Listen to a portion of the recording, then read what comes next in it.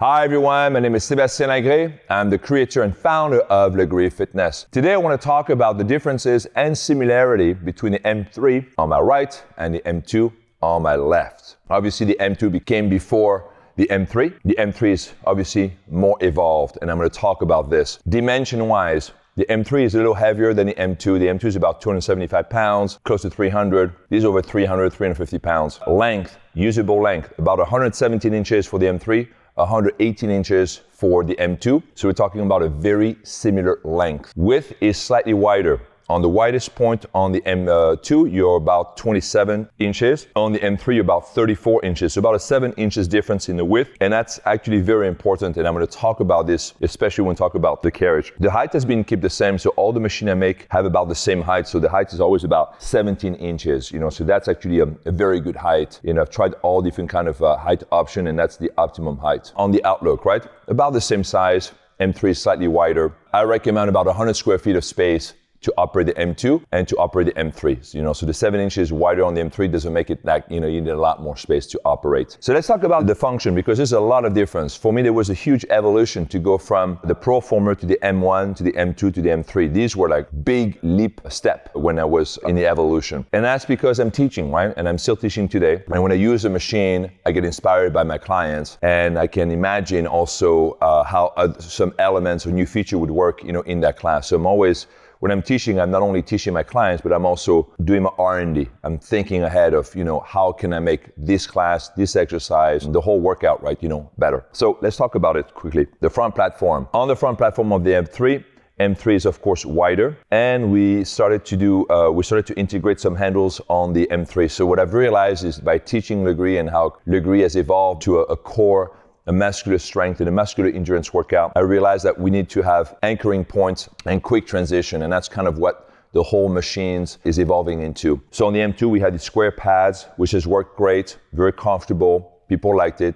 There was really no issues, and I don't think that if I'd done any more evolution on the platform, I don't think any of the company would either. You have to understand there's a lot of companies out there copying aggressively, our designs. If I don't come up with the design, no one else is going to come up with it. That's the way it is. So I'm like really leading this entire industry right now, the Megaformer, but also the Reformer. Everybody's looking at the Megaformer. The Megaformer has become the benchmark if you want to bring this into the Reformer industry. Platform on the M2, square, there was no issues with this. On the M3, you have more angles, more anchoring options with that. Also, a big difference with the platform is the springs. So I'm going to talk about the springs. The M2 has the springs attaching to the front, so you have to lift up the platform to access the spring.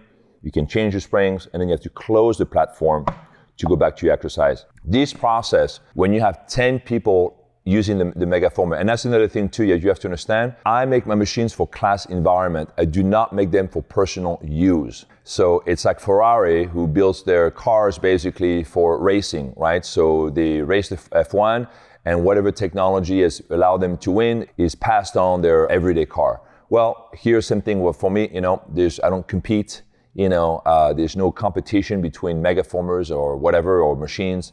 The class is how the use of the machine in the class environment is what pushes the technology. So the change of spring on the M2 was just too long, about a couple minutes for 10 people on the M2 to change the springs, sometime more. So I had to find a solution.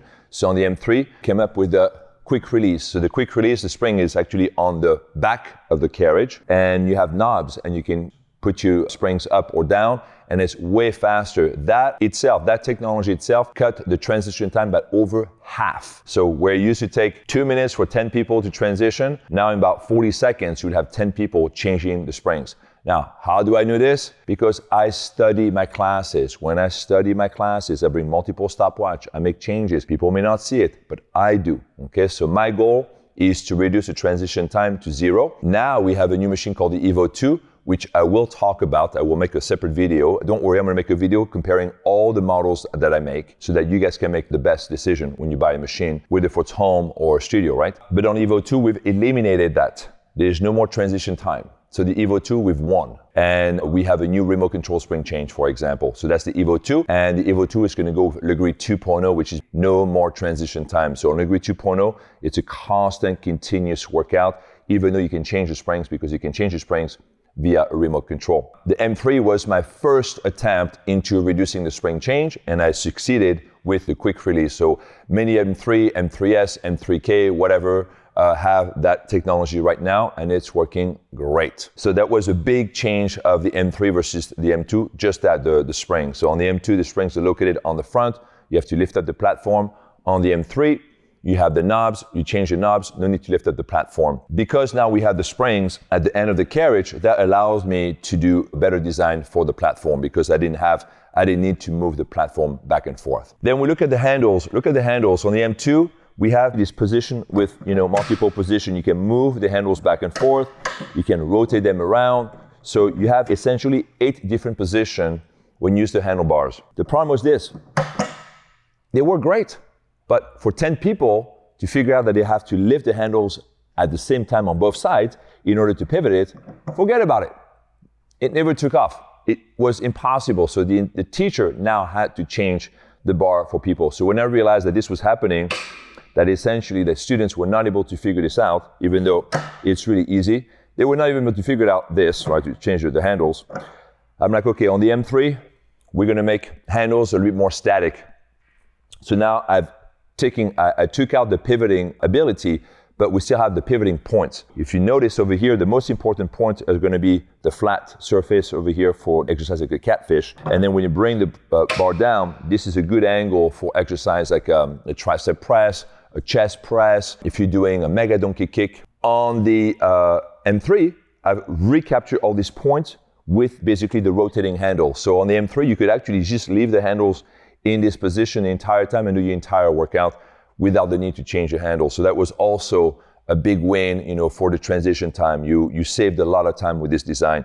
On the M3, as you can see, you can also have different position for the handles as well. So you still have the ability to choose different positions for the handles, but you can do your entire workout with the handles in this position and then you're fine. Carriage. So for the carriage, I made the carriage wider. Why? Because I realized on the M2 that there was a need for some lateral movement or lateral adjustment, especially with big guys, A woman is 5'5", someone is 5'5", 5'4", no problem on the M2, they have plenty of room, right? But when you get 6'4", 6'5", because we get a lot of tall people, sometimes we get athletes that are like 7 feet tall, right? How does someone 7 feet tall adjust themselves, on the carriage? Well, the carriage has to be longer and it has to be wider. And that's kind of what you have here on the M3. The carriage is about, 7 inches wider. And because it's wider, we were also able to include more anchoring points. What's an anchoring point? Somewhere I can secure my hand or secure my foot or my knees, right? So you have pockets, eyelets, you have rails that goes on the side of the carriage. All of these are anchoring points. And I realized that the more anchoring points you have, the better or the more control you have over the exercise. So the anchoring points are very important.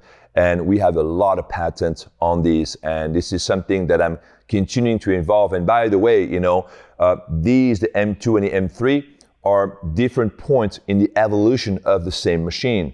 Now with the Evo and other machines, we have the Ring of Fire. So the Ring of Fire is basically the new thing that I'm using now, and I love the Ring of Fire. And when you start to use this technology in the classes that we teach, you realize how incredibly important they are. A flat carriage, a shoulder rest, is never ever going to give you the effectiveness that this machine can with the M3. Okay, and I will talk about the M3 versus the M3S and M3S versus M3K, all the machine. Don't worry, all these videos are coming. Today I'm only focusing about the M2 and the M3.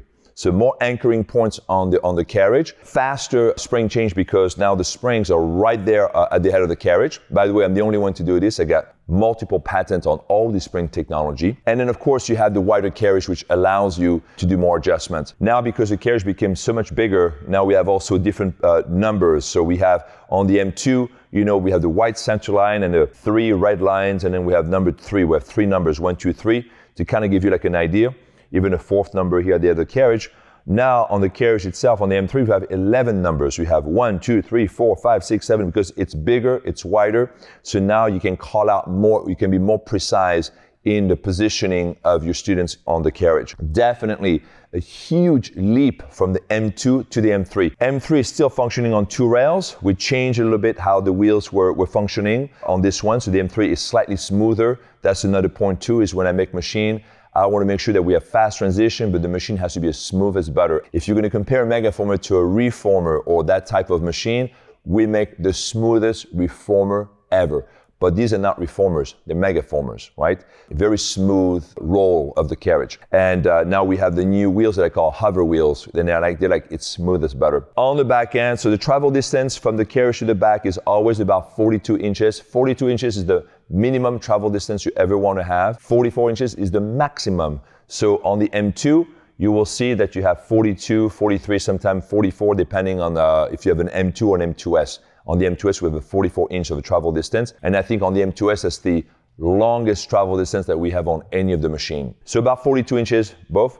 And then again, on the back end, you have the platform that is square for the Megaformer. We have the same platform that you have on the front for the M3. Again, more anchoring options.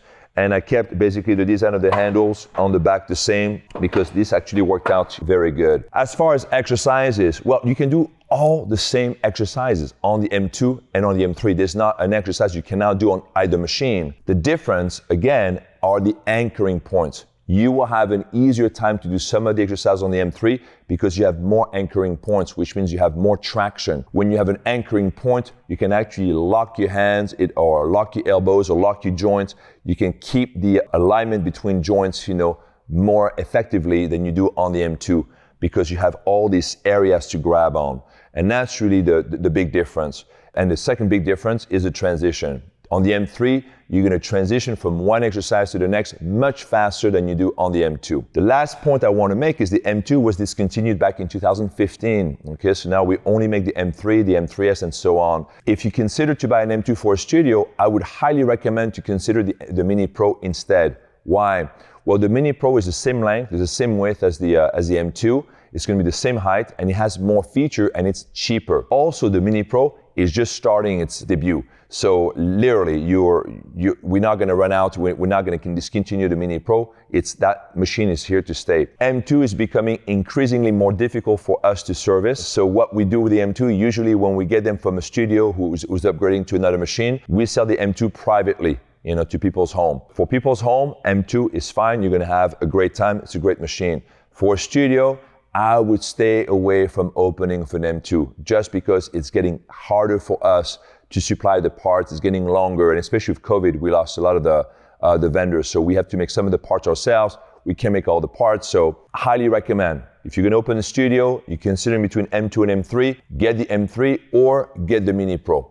If you're people's home, if this is for your house, then the M2 is going to be just fine with it. It's going to be a good machine. All right, guys. So I think that covers basically to summarize the difference between the M2 and the M3. If you have any questions about the two, please email us at info@lagreefitness.com. If you need us to include more points, just tell us what's missing and we will edit those videos. We want to make sure that we're creating a series of videos comparing every model that we're making because we're increasing the model line dramatically. So we want to make sure that we give you the right amount of information. Remember that the machines you're going to use at your home or at your studio depends on how many people you're going to have working out, what type of workout you want to do, who's going to be using it, and so on, right? So each machine has served a slightly different purpose. All right, I try to be as concise as possible when I do these videos. Again, if you have any question, please email us at info@lagreefitness.com. And again, my name is Sébastien Lagree. Thank you for watching.